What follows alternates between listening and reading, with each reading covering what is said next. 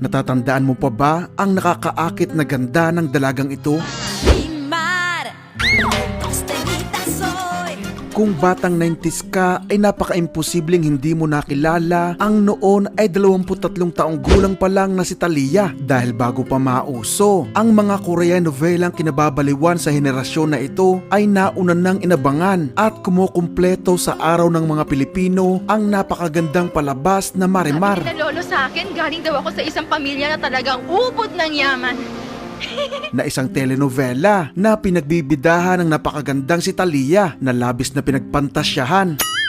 Labis na minahal ng mga Pilipino na dahil nga hindi pa uso ang mga social media noong panahon na yon ay malalaman mo na nanonood lahat ang kapitbahay mo ng palabas na ito. Alam mo kung bakit? Kapag maganda na kasi ang eksena ay sabay-sabay iirit o sisigaw ang mga kapitbahay mo.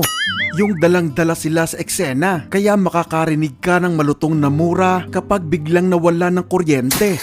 Sa sobrang lakas ng telenovela na ito, ay niremake pa ito ng GMA noong 2007 na pinagbidahan ni Marian Rivera at noong 2015 naman ni Megan Yang.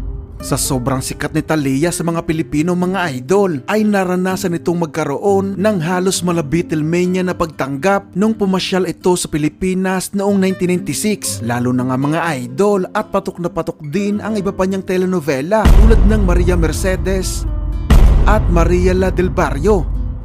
Pero alam nyo ba mga idol na kahit sobrang sikat niya bilang artista ay ganun din itong kasikat bilang mga awit. Katunayan ay itinuturing ito ng marami bilang Queen of Latin Pop at isa siya sa mga best-selling Latin music artist of all time. Hindi lang yan, dahil bukod sa Spanish ay may kakayahan din itong kumanta ng mga awitin sa wikang English, French, Portuguese at Tagalog. Oo mga idol, may album si Thalia na Tagalog. Halika at ating kilalaning mabuti si Thalia na siguradong sasariwa ng alaala ng kabataan mo. Alam ko na maaari nga ngayon mo lang ulit siyang naalala sa videong ito at siguradong mapapatanong ka rin kung nasaan na nga kaya siya ngayon. Kamusta na kaya siya? Ano na nga kaya ang itsura ngayon ng babaeng dati ay may pinakamagandang mukha sa balat ng telebisyon? Tatalakayin nating lahat yan, pero bago ang lahat ay inaanyayahan muna kitang i-like ang videong ito bilang suporta sa ating channel. Maraming salamat mga idol!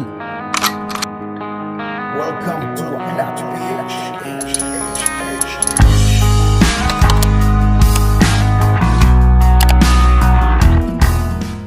Si Ariadna Thalia So de Miranda ay ipinanganak sa Mexico City sa Mexico noong August 26, 1971. Masasabi natin mga idol na mula ito sa may kayang pamilya. Isang painter ang ina nitong si Yolanda at isa namang scientist ang kanyang ama na si Ernesto. Isa rin itong doktor, criminologist at isang manunulat. Bata pa lang ay makikita na agad ang sobrang ganda ni Thalia. Katunayan mga idol, ay nakuha ito agad sa isang TV commercial sa edad lang na 1 taong gulang. Nagsimula din itong kumuha ng ballet at piano lessons sa edad lamang na 4 na taong gulang. Ganun pa man ay maaga din naman itong nangulila sa ama dahil sa edad lamang na 6 ay pumanaw ang ama nitong si Ernesto dahil sa diabetes. Naging malaking dagok ito sa batang si Thalia na noon ay nakaranas ng trauma at developmental disorders dahil sa naramdaman nitong kalungkutan sa pagkawala ng ama. Nawala ang boses nito at nahirapan itong makipag-communicate sa mga tao sa kanyang paligid, na kasamaang palad ay naging sanhi pa para makaranas ito sa batang edad ng pambubuli sa eskwelahan. Kinailangan pang sumailalim ni Thalia sa isang psychological therapy para maging maayos muli ang kalagayan nito. Pagpatak ng 9 na taong gulang ay sumali na ito bilang vocalist ng isang children music group na tinatawag na Pacman. Nakalaunan ay pinalitan nila sa pangalang Dindin. Nakapag-release ang mga ito ng 4 na studio albums pero naghiwa-hiwalay din noong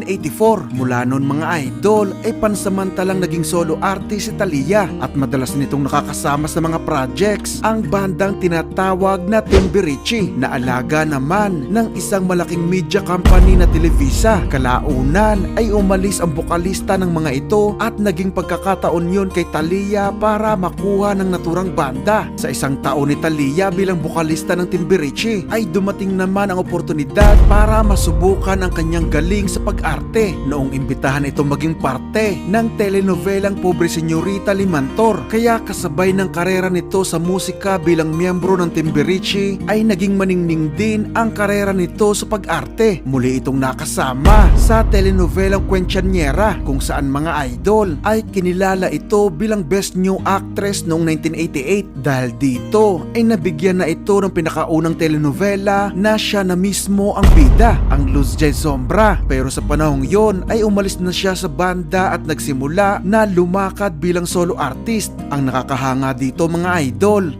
kahit sobrang talentado na ni Thalia ay pinaghandaan pa rin nito ang kanyang pagsabak bilang solo. Nagtungo ito sa Los Angeles, California para mag-aral ng English at kumuha ng training sa pagkanta, pagsasayaw, pag-arte at iba pang klase na may kinalaman sa musika. Noong handa na ito ay bumalik siya sa Mexico at inirelease ang debut at self-titled album na Thalia noong October 9, 1990. Naging matagumpay ito kaya sinundan niya agad ng pangalawang album noong September 26, 1991, ang Mundo de Cristal, na napantayan naman ang nakuhang success ng naunang album. Kasabay ng pagbuo nito ng pangatlong album na Love na na-release noong October 7, 1992 ay ang pagkakahirang din kay Thalia bilang bida sa telenovelang Maria Mercedes kung saan nagsimula ang lalong pagtindi ng kanyang kasikatan. Hinirang siya dito bilang Best Young Actress noong 1993. Ang Maria Mercedes mga idol ang magiging simula ng tinatawag na Las Tres Marias na telenovela ni Thalia dahil nasundan na ito ng pagsikat niya sa buong mundo sa sumunod na telenovelang Marimar noong 1994 na itinuturing ng maraming kritiko na best telenovela of all time, at Maria la del Barrio naman noong 1995 na naging pinaka-commercial success sa lahat ng kanyang telenovela. At syempre, kasabay din ito ang kanyang international success sa kanyang pang-apat na album na En Ecstasis noong September 12, 1995 kung saan nga kabilang ang single na Maria la del Barrio.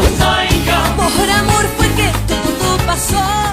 Naging 2 times platinum ito sa US at Argentina at naging platinum naman sa Pilipinas. Sa panahong yon mga idol ay superstar na si Thalia sa iba't ibang parte ng mundo, lalong-lalo na nga sa Indonesia, at pinakamatindi ay sa Pilipinas. Sa katunayan ay dinumog ito ng napakaraming mga Pilipino sa pagpasyal nito sa bansa noong 1996. Sinasabing halos kasing dami ng tao na sumalubong kay Pope John Paul II sa pagpasyal nito sa Pilipinas noong 1995 ang sumalubong para masulyapan ang angking ganda ni Thalia. Naging sobrang espesyal kay Thalia ang Pilipinas dahil naglaan pa ito ng panahon para makapag-release ng pinakauna nitong compilation album na Nandito Ako noong January 28, 1997 na ginawa ni Thalia na eksklusibo lang talaga sa mga Pilipino, na certified itong 3 times platinum at hanggang ngayon ay kabilang ito sa mga best-selling album sa Pilipinas. Matapos ang project na ito ay lumipad na ito patungong Miami at inirelease ang album na Amor a la Mexicana noong June 24, 1997. Naging sobrang successful ito lalo na nga sa bansang madami ang nakakaintindi ng Spanish language. Naging simula na din ito ng pagsabak ni Thalia sa pelikula tulad ng Mambo Cafe, pero muli itong bumalik sa paglikha ng telenovela na Rosalinda na naging pinakamalaking proyekto ng Televisa noong panahon na yon na in-export at napanood sa 180 mga bansa. At syempre ay kasama na dito ang #1 fans ni Thalia na bansang Pilipinas. Nagpatuloy mga idol ang sobrang success ni Thalia sa mga sumunod pang taon at noong December 2000 ay nagpakasal na ito sa music executive na si Tommy Motola. Pero kalaunan ay dumaan si Thalia sa depresyon dahil sa sunod-sunod na pagkakataon nakakalaglag tuwing makakabuo ang mga ito ng sanggol. Ganun pa man sa huli ay nabiyayaan naman ang mag-asawa ng 2 anak. Noong September 2002 ay isa na namang pagsubok ang dumating sa buhay ni Talia noong makidnap ang 2 kapatid nito na sina Laura Zapata na isa ding aktres at Ernesta Sodi na kalaunan ay sinabi nitong tila kilala ng kapatid na si Laura Zapata ang mga taong kumidnap sa kanila. Hindi nagbigay ng komento si Talia at ina nitong si Yolanda sa naturang kontrobersya, kaya nagalit sa mga ito ang kapatid na si Laura Zapata na umaasang dedepensahan siya ng mga ito. Kalaunan ay nasundan na yon ng mabibigat na atake sa interviews ni Laura laban kay Talia, pero nanatili namang tahimik si Talia at iniwasan nitong pumatol sa harap ng media. Nanatili lang itong nakafocus sa kanyang napaka-successful pa rin na karera bilang aktres, mga awit at bilang isang philanthropist. Naging bahagi ito ng iba't ibang charity at humanitarian campaigns. Muli naman itong dumaan sa malaking pagsubok noong 2008. Hindi nito na i-promote ang kanyang pang-11 album na Lunada na inirelease noong June 24, 2008 dahil tinamaan siya dito ng matinding Lyme disease. Sa paggaling nito sa naturang sakit ay bumalik ito sa kanyang karera at nakapag-release pa ng madaming albums. Nagpapatuloy pa rin ito sa mundo ng musika hanggang sa kasalukuyan. Katunayan ay kare-release lang ng pang-19 na album nito na Talia's Mixtape nito lang April 28, 2023. Sa kabuuan mga idol ay nagkaroon si Talia ng 19 na studio albums, 2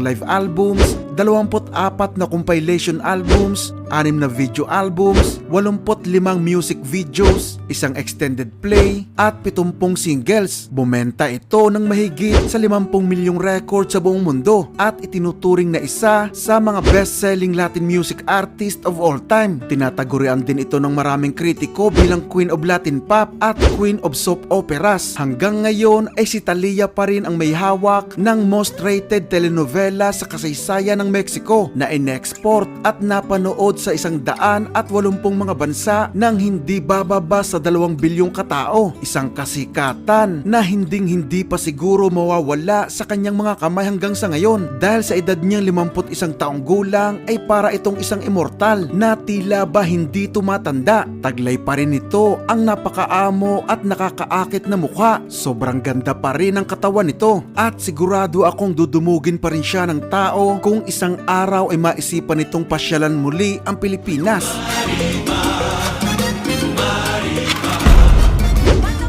Nagustuhan mo ba ang video natin ngayon?